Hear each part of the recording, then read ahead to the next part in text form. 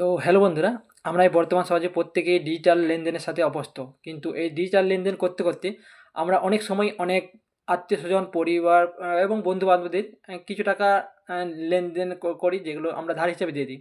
কিন্তু ধারের টাকা চাইতে গেলে তার সঙ্গে একটা খারাপ সম্পর্ক হয়ে যায়। কিন্তু এই খারাপ সম্পর্ক চাইতে গেলে একটা খারাপ সম্পর্ক হয়। কিন্তু এই খারাপ সম্পর্কটা বজায় রাখার তরে ফোনপে একটি নতুন ট্রিক দেখে দেবো যাতে আপনাকে না খারাপ হতে হয় কিন্তু ফোনপে আপনার ওই টাকা আপনাকে ফেরত নেওয়ার সুযোগ সুবিধা করে দেবে।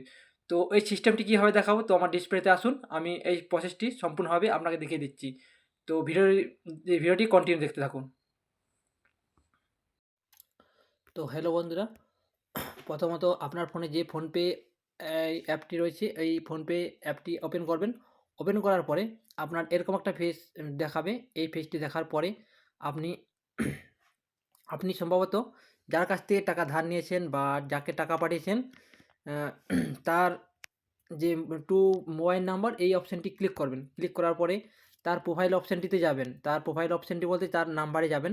যে নাম্বারে আপনি তাকে টাকা পাঠিয়েছেন, তার সে নাম্বারে গিয়ে তার অপশানটি ক্লিক করুন। ধরুন আমি সাপোজ আপনাকে বোঝাবার তরে এই নাম্বারটি আমি ক্লিক করলাম। ক্লিক করার পরে আমরা এরকম একটা পেজ দেখতে পাবেন। এই পেজটি আসার পরে আপনি এই অ্যালার্ম যে চিহ্নটি আছে এই অ্যালার্ম অপশানটি ক্লিক করুন। ক্লিক করার পরে অ্যালার্ম অপশানটি ক্লিক করে অ্যাড নাম্বার পরে এখানে আপনি তার